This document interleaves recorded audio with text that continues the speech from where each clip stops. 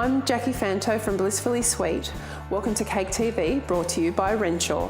Today I'm going to be showing you how to make many different types of ropes using fondant molds.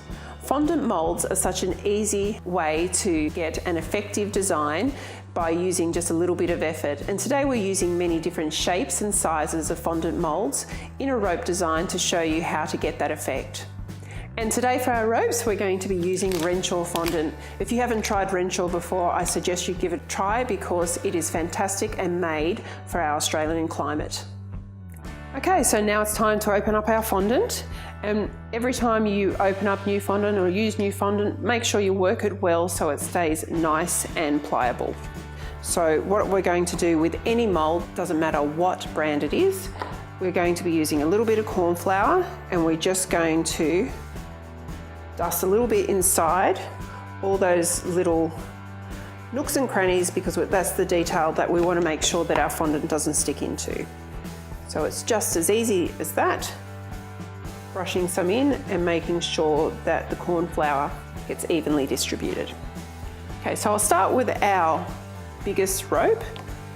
So what you do is you get a little bit of your Renshaw fondant and you're always rolling it around and making sure that it is nice and soft.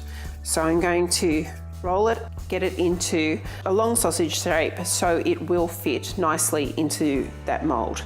So I'm going to roll it out just with my hands because it doesn't have to be perfect. Just rolling out any other thick bits that you get from your hand shape.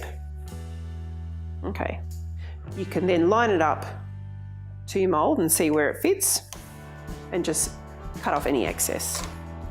Then this is the same as what you would use for any mold. What you do is you gently start pressing the fondant into your mold and working it in there, okay? Once you start, it's very easy just to keep on going and you're firmly pressing it down so you're getting all those little details that have been in the mold onto your fondant. And what you'll end up with is something like that. Okay, now it's time to take the fondant out of our mold.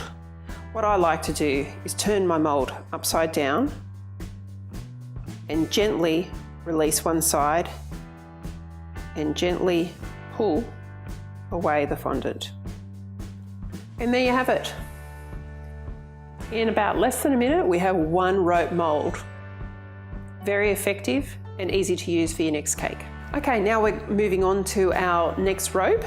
It's another one in that same mold, but it's going to be a different shape. So we're going to use the same process. I'm going to roll out our Renshaw fondant into a long sausage shape. This one's a little bit smaller in size, the mold, so we're just going to roll our sausage out a little bit thinner. So I'm just going to keep on rolling, and I think that's a good size right there. So I'll size it up with my mold and cut off the excess. Okay, and now what we do is again, the same process, we put our fondant directly into the mold, guiding it in as we go. Now I'm going to release the mold again in the same way that I did last time by turning it over, gently starting at the end of the edge of the rope and bringing it out. And we're moving on to another style of rope. This rope will be more of a plait style and really pretty, and it's got a lot of detail, so I can't wait to see what it looks like when it comes out of the mold. So we take another piece of our Renshaw fondant and rolling again out into a sausage shape. This mold is not very deep, so I'm going to be rolling my sausage out not too thick. Cut off your excess. And the same process, getting that fondant into all the details of the mold.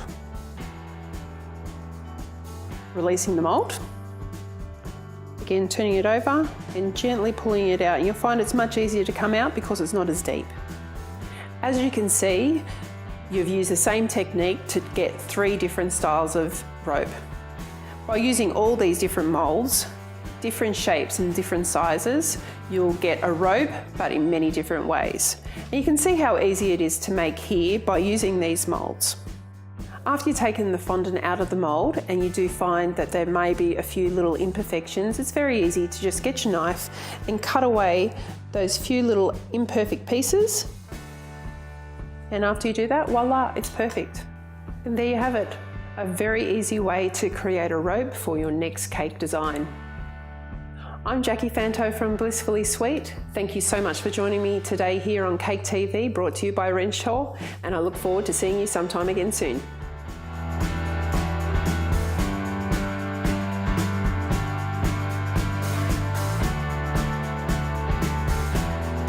Let's see what I come up with this time. Renshaw! Renshaw! Brought to you by Renshaw. Renshaw. Get that on your reel. That's from this.